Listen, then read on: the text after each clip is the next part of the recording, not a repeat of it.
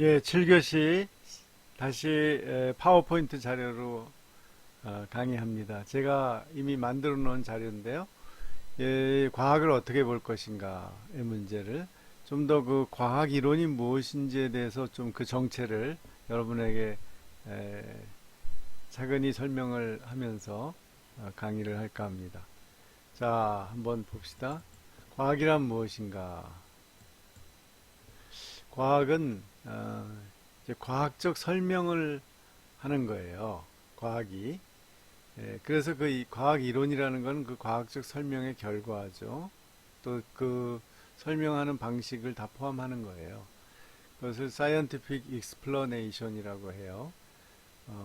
이 여기에는 이제 세 가지의 특징이 들어있는데, 첫째, 자연 현상을 대상으로 해요. 초자연 현상은 과학의 대상이 아닙니다. 아무리 그것이 존재한다고 믿어도 과학자는 자연 현상만을, 즉 물리적, 물질적 현상만을 대상으로 해요. 그런 점에서 이제 뭐 초능력, 초심리, 영혼의 심령과학 이런 거는 과학으로 보지 않습니다. 유사과학이라고 그래요. 그거는 크리스찬이라도 마찬가지예요. 과학자로서 활동한다는 것은 자연현상만을 자기의 과학자의 탐구 대상으로 하는 겁니다. 두 번째, 합리적이에요. 즉, 논리를 벗어난 추론을 하면 안 돼요. 논리적으로 판단해야 됩니다. 그러니까 과학은 경험을 사용하지만, 경험을 근거로 하지만 반드시 논리적으로 설명할 수 있어야 돼요. 세 번째가 객관적으로 설명하는 거예요. 이 객관이라는 것이 경험인데 한 사람만 경험해서는 안 되고 여러 사람이 다 계속해서 반복적으로 경험할 수 있어야 돼요. 그러니까 딱 한 번만 일어났다. 예를 들면 예수님의 부활이 딱 한 번 역사에 일어났다. 이거는 과학의 대상이 안 된다는 거예요. 여러 번 모든 사람이 다 경험할 수 있게 일어나야 된다. 이제 그런 의미에서 예를 들면 예수님의 부활을 여러 사람, 500명이 넘는 사람이 봤다. 고린도전서 15장 말씀대로. 그러면은 우리가 그 당시라면 과학의 연구 대상이 될 수 있죠. 그러나 지금 이미 지나버렸기 때문에 그 500명이 지금 살아있지 않기 때문에 증언이나 그들의 경험을 다 이렇게 들어서 증명할 수가 없는 거죠. 확인할 수가 없기 때문에 지금은 과학적 대상으로 삼기 어렵습니다. 그러나 이런 거는 과학적 대상으로 연구가 가능해요. 예를 들면 예수님이 십자가에서 정말 죽었나 안 죽었나, 그 당시에 이 십자가형을 받은 죄수들이 어떤 상태에서 죽었고, 물론 그 성경의 기록을 근거로 했을 때 완전히 죽었다라는 것을 증명할 수는 있죠. 이런 하여간 모든 여러 가지 경우를 반복해 볼 때 그렇다. 그러면 이제 설명이 되는 겁니다. 과학적으로. 자, 이런 우주의 거대한 현상도 과학의 대상이 되죠. 또 아주 작은 원자 이하의 세계도, 미립자의 세계도 과학의 대상이 되고 다 물질이기 때문이에요. 자, 그래서 과학의 대상은 네이처, 자연이다 해서 과학자들은 오늘날 방법론적 자연주의를 사용해요. 이것은 뭐냐면 연구의 방법으로서 자연을 대상으로 한다는 거예요. 즉 초자연적 대상인 하나님, 영혼, 천사 등등의 귀신 이런 거는 다 배제하는 거죠. 이거는 모든 과학자들이 그렇게 인정합니다. 그 다음에 형이상학적 자연주의와 구별해야 돼요. 이것은 다른 말로 유물론을 말해요. 마테리얼리즘. 그러니까 마테리얼리즘은 물질만 존재한다라는 믿음이에요. 지난 시간에 얘기했듯이 러셀, 칼 세이건, 도킨스 이런 사람들인데 이 사람들은 아예 초자연적인 세계는 없다라고 이제 믿는 거죠. 그걸 다 100% 증명은 할 수 없잖아요. 왜냐면 자기가 우주를 다 관찰해보고 다 다녀보고 관찰하고 또 조사해보지 않았기 때문에 모르죠. 그렇지만 일단 그렇게 믿는 거죠. 그러니까 무신론 내지 유물론, 그러니까 유물론은 반드시 무신론이 되죠. 종교를 인정 못하죠. 이런 건 다 형이상학적 자연주의예요. 이거는 믿음의 체계죠. 그러니까 최소한 과학자가 된다는 건 방법론적 자연주의를 사용하는 겁니다. 그래서 과학은 합리적이고 객관적인 학문이다.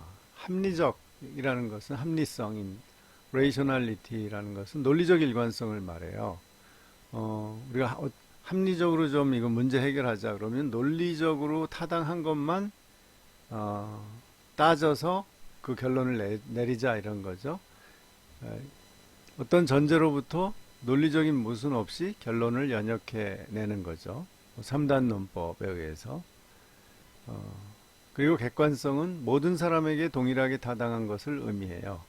우리가 객관적이다라고 할 때, 다른 말로 하면 이제 보편적이다 하고 비슷한데, 보편적인 것은 모든 사람에게 해당하는 거고요.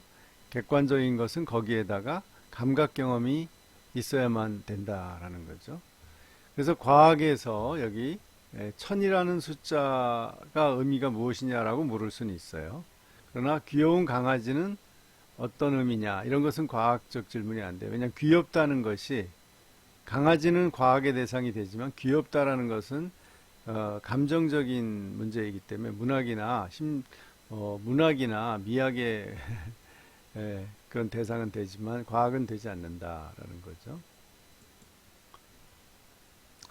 그래서 이제 설명이라는 것은 인과관계를 해명하는 거예요. 그 원인이 무엇이고 그 결과, 원인에 의해서 결과가 어떤 것이 생기느냐. 그래서 그 인과관계를 해명하는데도 하나만의 이론이 있는 것은 아니고요. 여러 가지가 있어요. 좀 더 강한 그 법칙주의가 보편적 법칙주의에서 이것은 논리실증주의자들이 초기에 강하게 주장한 거죠. 카르납이나 햄펠 같은 사람들 반드시 법칙을 찾아낼 수 있다라는 거죠. 그러니까 모든 경우에 A가 일어나면 A 조건에서 B가 일어난다든지 이런 것을 찾아낼 수 있다는 거죠.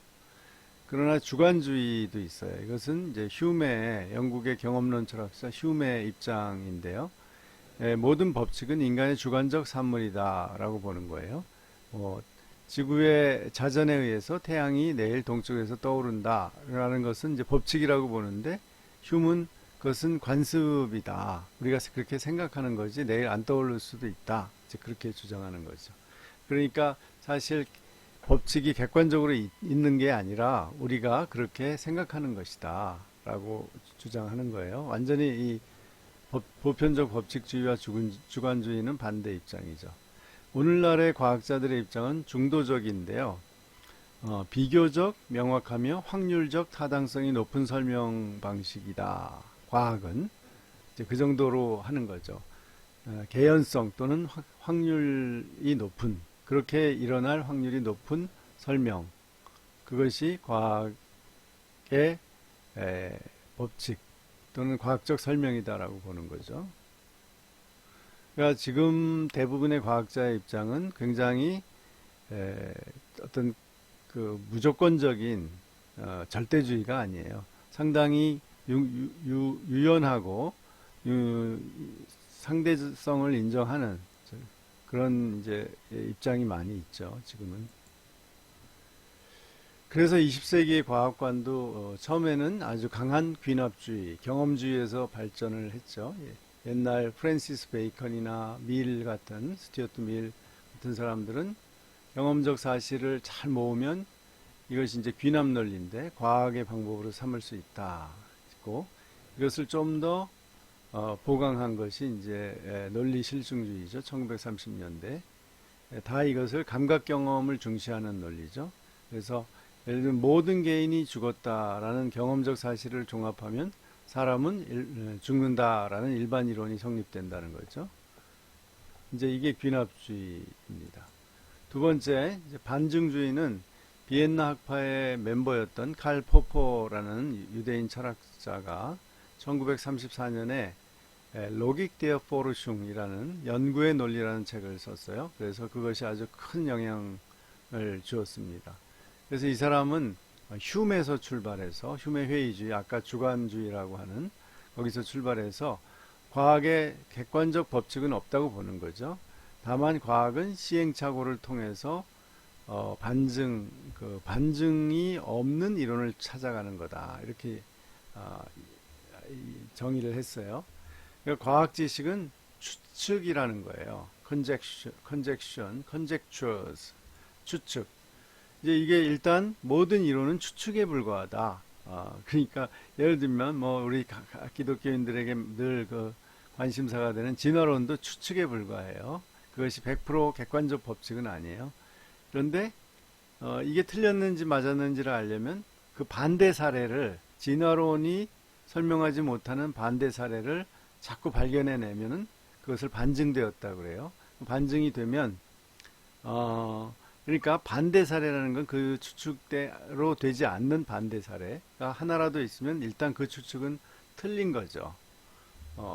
일반화할 수 없는 거죠. 그래서 이것은 반증되었다고 해요. 이런 방식이 반증 논리입니다. 그래서 이게 상당히 그 2차 대전 이후에 60년대, 70년대까지 인기를 끌었습니다. 이 이론대로 안 되는 것을 한번 찾아보자. 어떤 이론대로? 예를 들면 까마귀는 까마타라는 어떤 주장과 이론이 있다면 하얀 까마귀 한 마리라도 발견하는 순간 그 이론은 틀렸다는 거죠.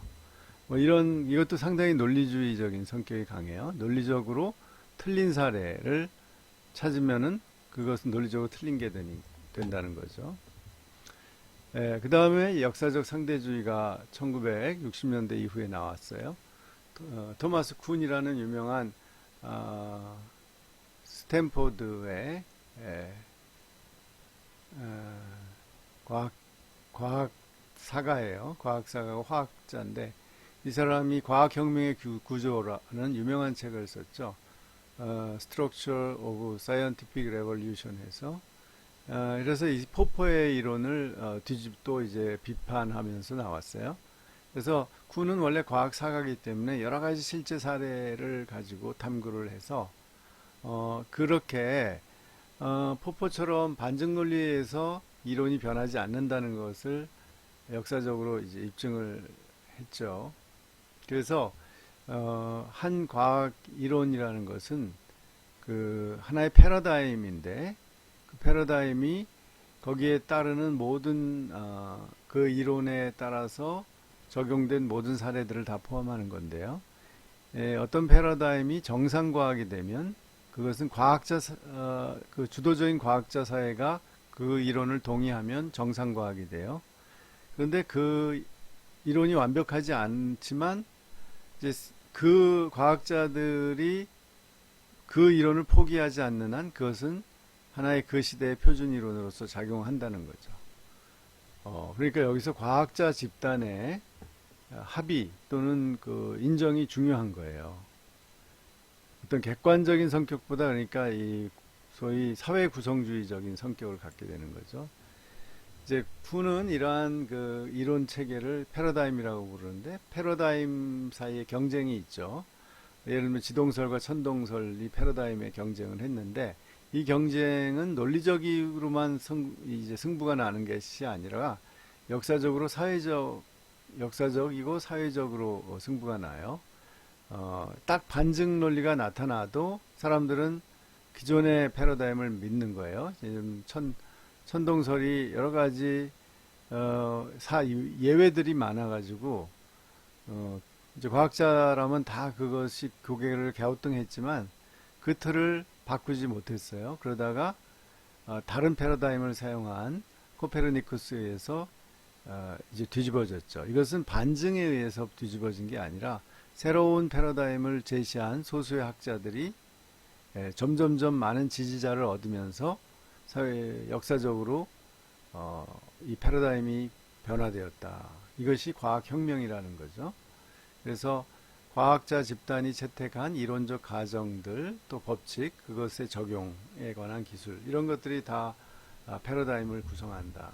그래서 지금 쉽게 틀린 면이 있어도 어떤 이론이 쉽게 바뀌지는 않는 거예요. 왜냐하면 그것을 배웠고 그것대로 모든 그 안에서 이론을 가지고 설명을 시도하는 모든 과학자들이 틀려도 그것대로 하거든요. 예를 들면 진화론도 마찬가지고요. 다른 이론도 마찬가지일 수 있어요. 그래서 그게 이제 바뀌어지려면 한참 시간이 가는 거죠. 시간이 가서 보통 패러다임이 변하려면 한 300년에서 500년 시간이 필요하다고 그래요. 실제 역사에서. 이제 그러면서 새로운 패러다임이 나와야 되는 거죠. 그래서 여기 차머스라는 과학 철학자가 이렇게 얘기합니다. 과학이라는 현재 지식이 있는 곳에서 출발하고 가까이 있는 방법을 이용하고 개선하여 수중에 있는 지식을 확장하고 개선하려는 시도다. 그러니까 이 말은 지식을 계속 개선하려는 시도가 과학이지 어떤 확고한 지식을 지금 보장하는 것이 과학이 아니다. 계속 변화한다. 지식은 이걸 인정한 거죠.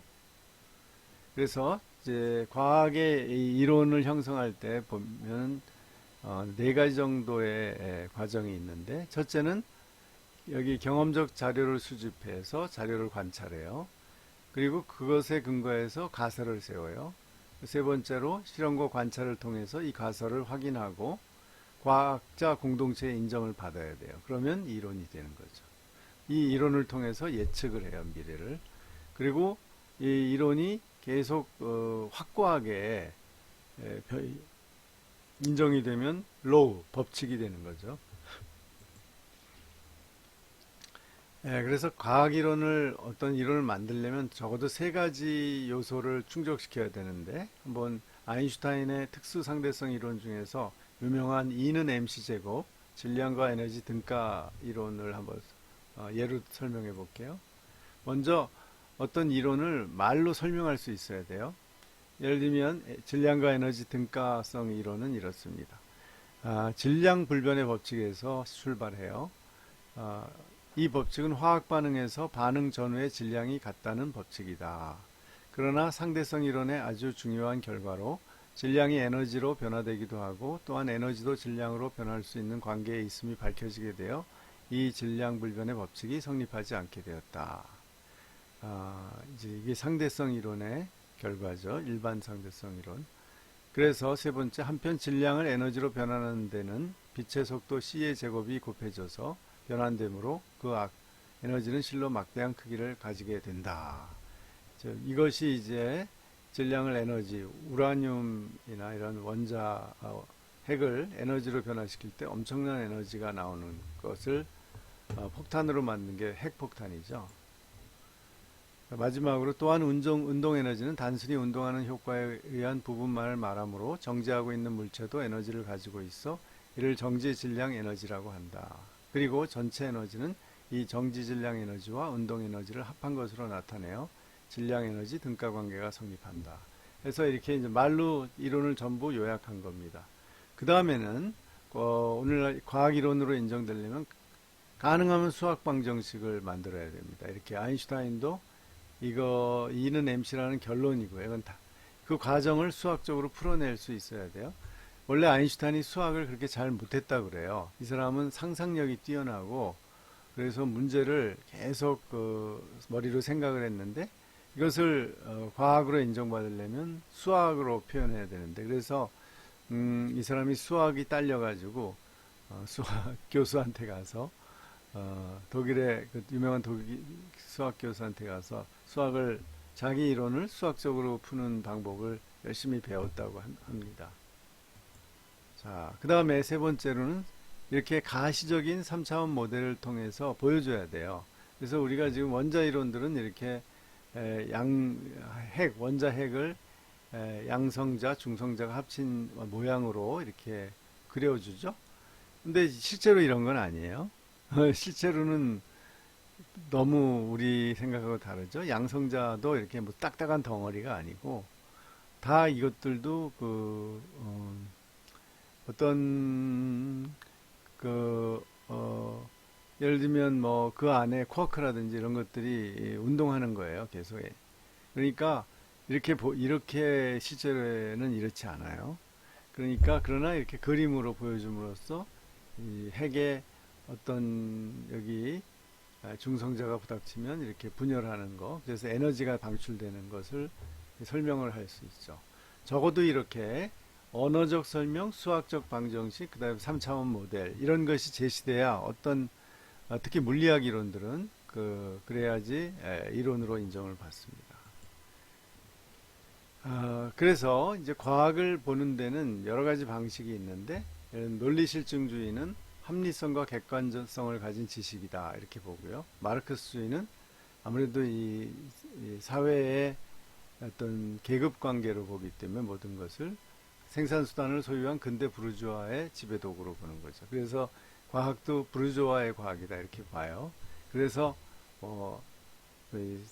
사회주의 과학을 하려고 했는데 사실 엄밀한 물리학이나 이런 데서는 사실 차이가 없죠.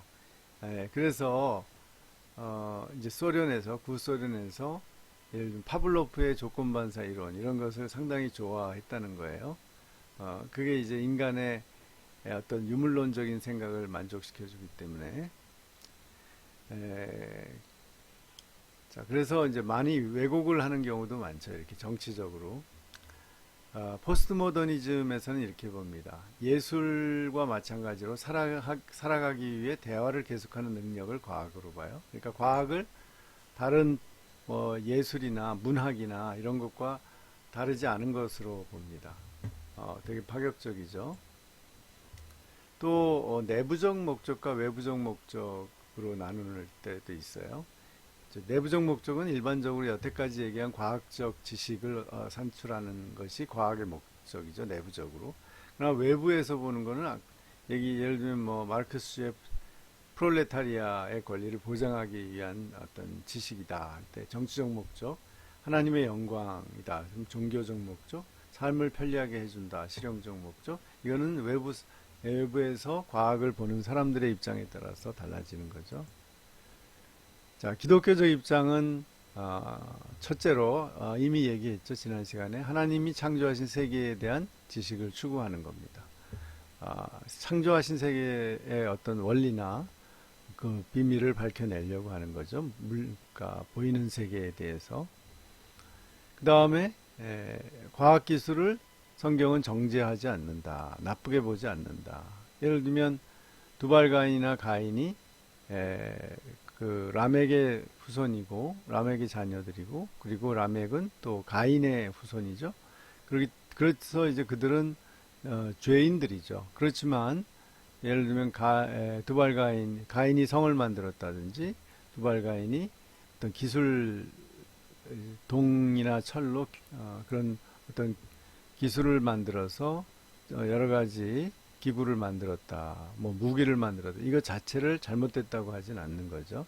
그러나 과학 기술도 인간이 타락한 이상 그 타락을 위해서 타락된 인간의 욕심을 위해서 사용되는 경우가 많죠. 그렇기 때문에 칼빈은 아까 말한 것처럼 하나님의 선물로 보면서도 또 그것을 교회가 과학을 사용해야 된다고 정말 지금 우리 한국 교회 입장에서는 파격적인 얘기를 하죠. 교회가 과학을 비판하거나 멀리하는 게 아니라 사용해야 된다. 그러나 과학도 성경과 성령의 인도가 필요하다라는 것을 인정했습니다. 그래서 칼빈의 입장은 일종의 redemptive perspective, 구속적 관점이라고 하는데 과학이 하나님과 우주의 구원을 위해서 적극적인 역할을 해야 된다. 우리가 그것을 사용해야 한다. 그런 입장이고 하나님이 이 세상에 주신 소중한 선물이다. 그러나 불완전하다. 그래서 이것을 좋은 긍정적인 도구로 보는 거죠. 자, 그렇게 과학을 굉장히 이 칼빈의 개혁주의에서는 긍정적으로 또 이 세계를 밝혀가는 도구로 또 구원의 역사를 이루는데 사용되는 긍정적 도구로 사용을 인정을 합니다.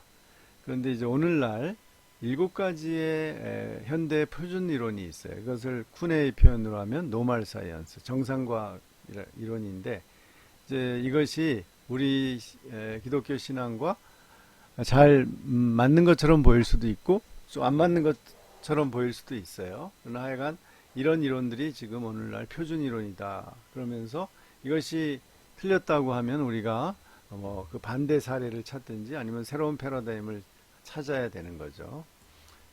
한번 봅시다. 첫째, 중력 이론이에요.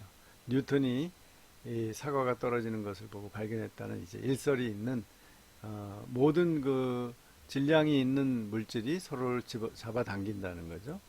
그래서 달과 지구 사이도 서로 잡아당기는 중력 이론.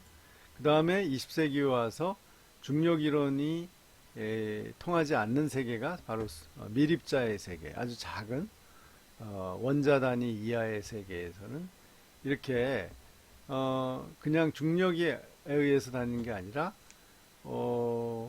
예를 들면 벌써 이 전자의 질량은 매우 작고 가운데 원자 핵은 매우 무겁거든요. 그럼 벌써 전자가 빨려 들어와서 중력에 의해서 합쳐졌어야 되거든요, 핵에. 그런데 그렇지 않고 전자는 계속 돈단 말이에요. 그 도는 것도 라인이 있어요. 궤도가 있어요. 궤도에도 층이 있어요. 왜 그 한 층에서 다음 층으로 바꾸는 게 쉬운 게 아니에요? 이런 질서가 왜 있냐? 이거 설명이 안 됩니다. 그러니까 이제 이런 미립자 세계는 중력과 완전히 다른 작용을 하고 있고요.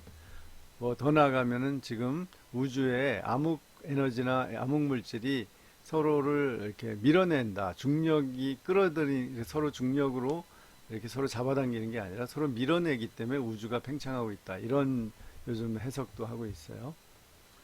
그래서 이걸 양자역학, 퀀텀 메카닉스라고 하죠. 퀀텀 티어리.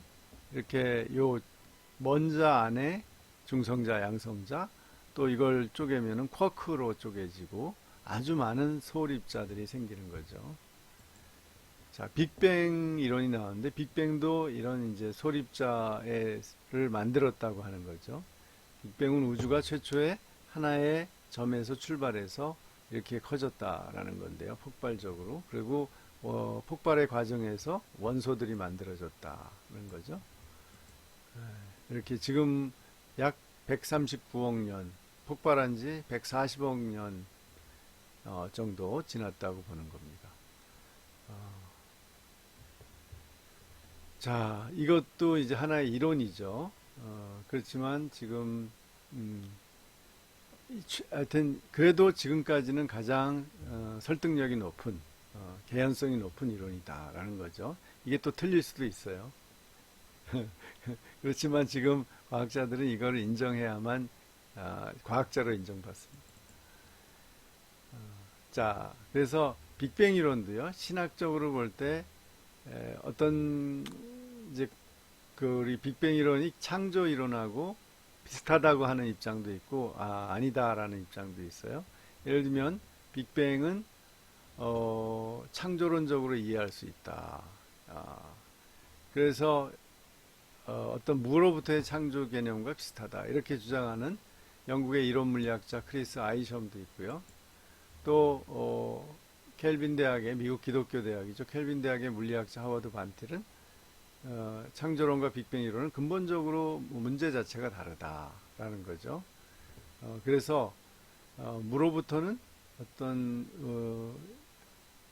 세계의 근원적 정체성과 존재의 원천에 관한 신학적 개념이고 빅뱅 모델을 물리적 우주의 형성의 한 단면을 서술하는 제한적인 과학 이론이다. 그래서 빅뱅 이론에 빅뱅이 왜 시작됐는지 설명 못하죠. 그 이후에 빅뱅 이후에 어떤 경험적인 근거들을 가지고 설명을 해보려고 하는 거죠. 그렇기 때문에 창조론이 훨씬 크다는 거죠. 뭐 이렇게 차이를 부각시키는 또 물리학자도 있어요. 자, 다섯 번째 진화론이죠. 진화론은 다윈에 의해서 생겨났는데 두 가지 이론을 전제하고 있죠. 하나는 유전자 변이에요. 유전자가 변해서 다른 종이 된다는 거예요. 조금씩 유전자가 변해가지고 완전히 다른 종이 된다. 유전자 변이하고 자연 선택이에요.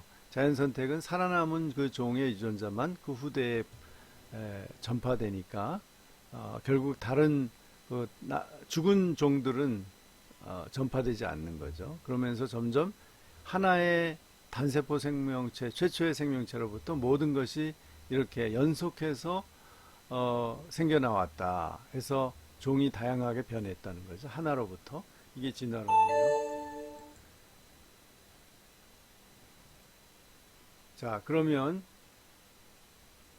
지금 우리가 문제가 되는 것은 모든 종이 연속 진화인가 아니면 각 종 안에서 변화인가. 이것을 앞에 것을 대진화라고 그러고 뒤에 것을 소진화라고 하는데 기독교는 대체로 소진화는 인정하죠. 그런데 대진화는 인정 안 하죠.